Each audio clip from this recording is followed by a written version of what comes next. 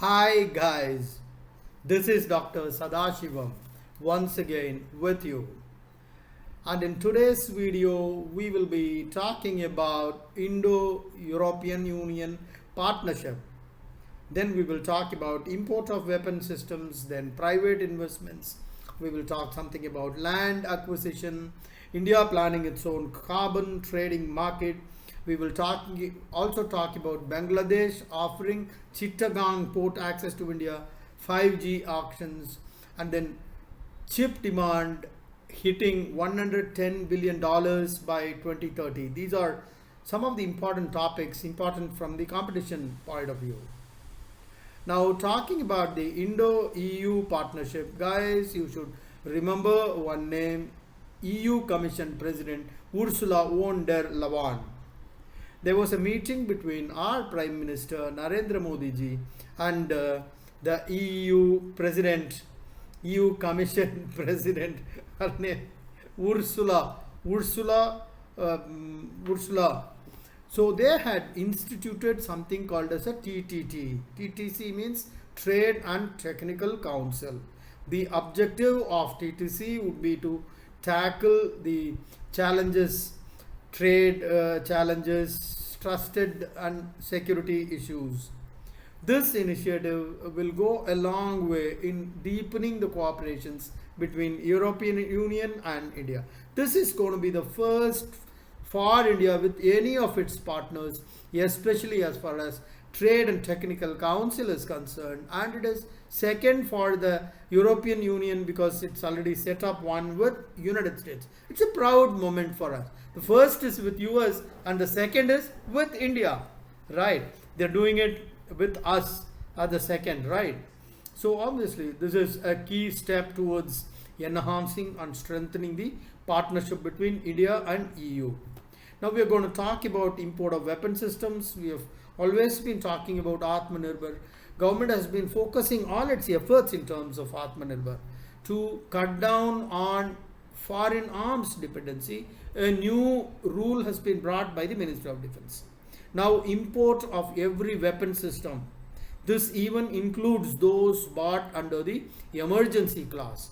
Now approval by the Defense Minister is needed, which means all modernization requirements of the defense services and the Indian Coast Guard, they need to be indigenously sourced irrespective of the nature of procurement.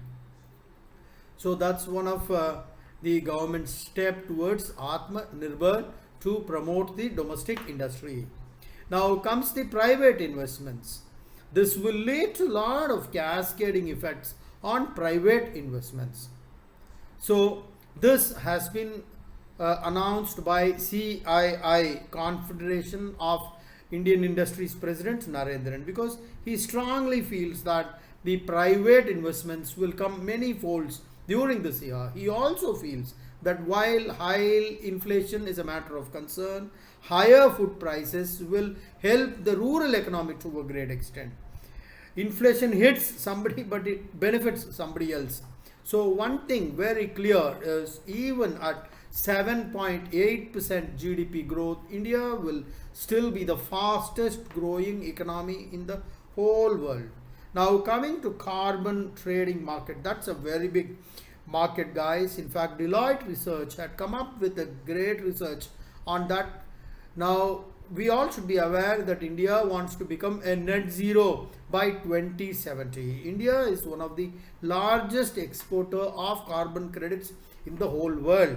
Now India plans to have its own carbon trading market also, something like a stock exchange.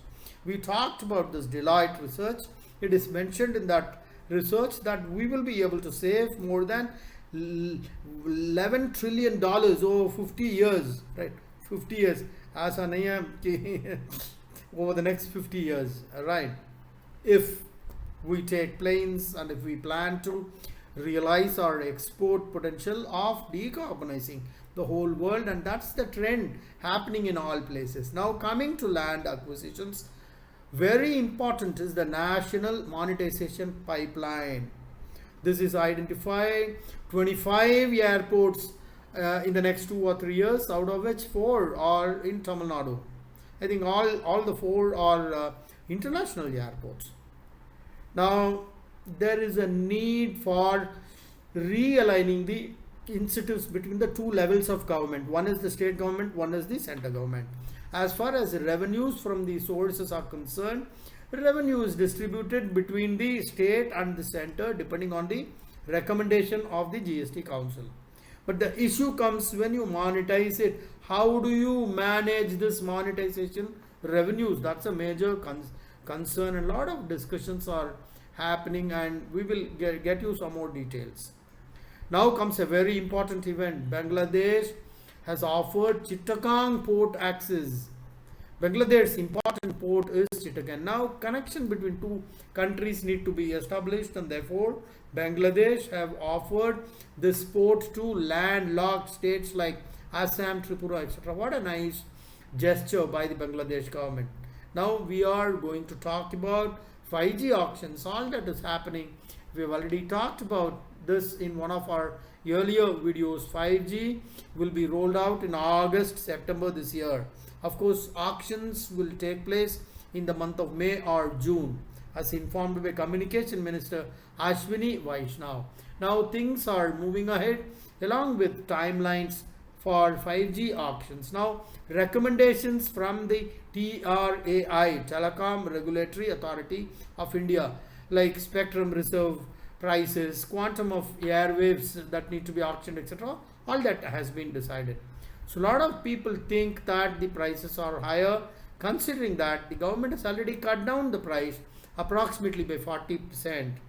Now very important data that needs to be shared is ARPU is one of the key metrics, that is average revenue per user. It's one of the lowest in India, guys.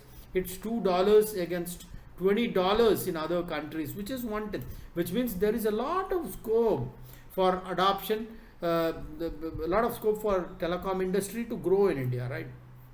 Another important topic is chip demand.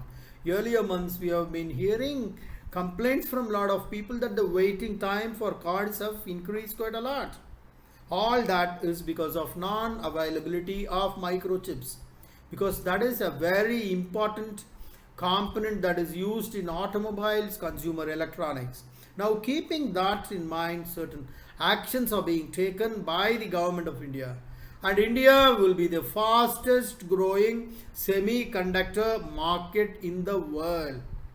In fact, the annual demand will be in excess of $110 billion by 2030. Now certain advanced discussions are taking place with foreign investors to attract the best investments. Now during the last year, India had already announced $10 billion incentive package for kickstarting the semiconductor production in the country. All that is extremely important because the shortage of chips are hitting the industrial production across auto, consumer electronics and host of other industries. Okay guys, that is all for now. This is Dr. Sadasivam signing off till we meet again. Bye bye. Jai Hind.